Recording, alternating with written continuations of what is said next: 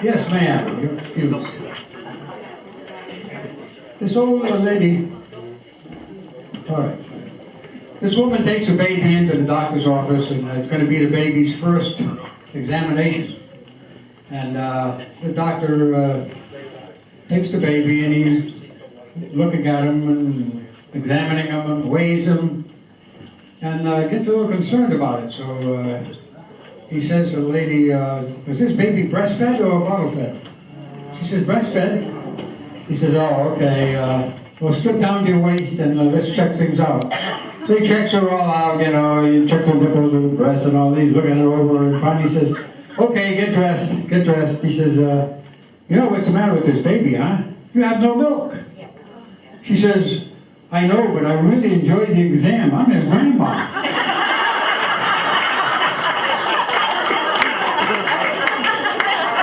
All right, we'll now have our next act, which is a tale of Kathy and the Big Bass. This is Bass, not this. Good evening.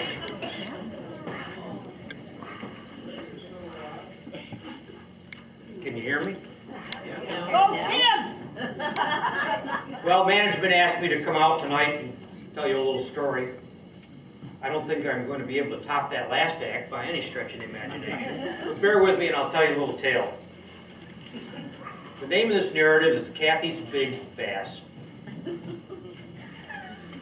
Having a moderate amount of success last season, Jack and Kathy were eagerly anticipating the start of bass season.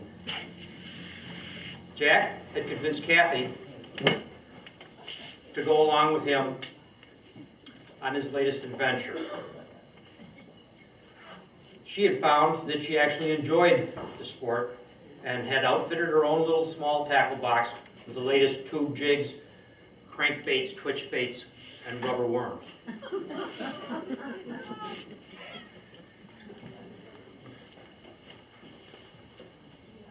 But when Jack and Kathy hit their favorite little hole, just off Sultry Island on that fourth Saturday of June, neither of them were prepared for the foe they were about to encounter. They each had their own little fishing kayaks. Kathy pushed off first, and Jack off second. Now, it wasn't long in this tiny bay that Jack landed his first fish.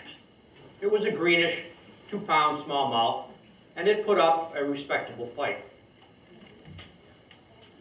Each took turns, hauling in some fairly good-sized lunkers, keeping a couple for a later shore lunch, but putting most back. It was a good 2 hours or so into their journey when Kathy switched over to her favorite lure, a Williams Wiggler with a jerk jig and leader. And all of a sudden, on her first cast, one of the biggest fish either had ever seen broke the surface, swallowing Kathy's offering like Marmaduke on a hot dog.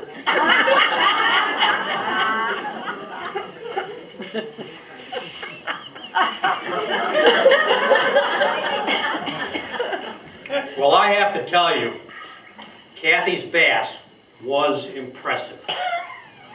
She had one of the nicest basses the free world has ever seen. Moving back and forth, her bass rippled with muscle. It was on one hand smooth and slippery, and yet, on the other, firm but ferocious. Now Jack was getting extremely excited. He wanted his hands on Kathy's bass real bad.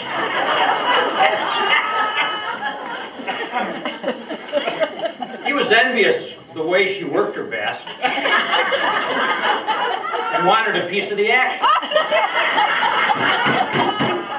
And Kathy teased Jack with her bass, allowing its slimy coating to bump against his kayak.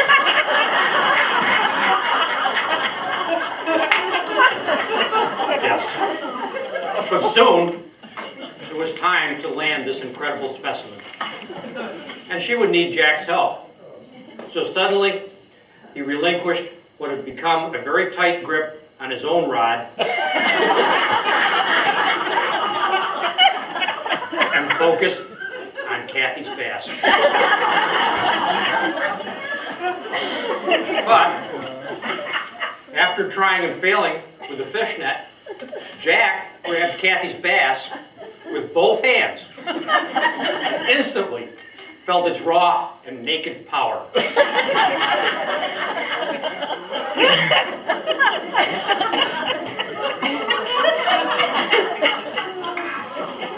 like to be a stand-up comedian. These drinks are good.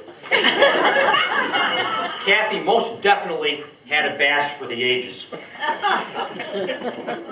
In the years after their cozy little outing, they would speak frequently and regularly of Kathy's bass. In fact, often after a few beers, she would proudly parade her bass right in front of Jack's fishing friends.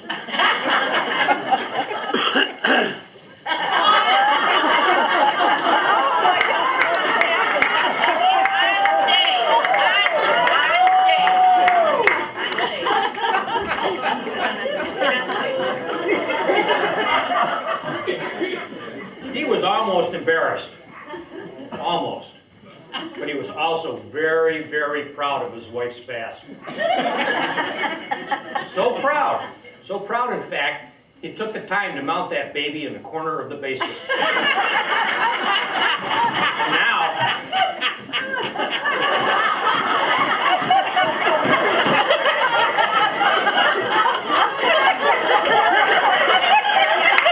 And now, Kathy's awesome bass is on display for all to see.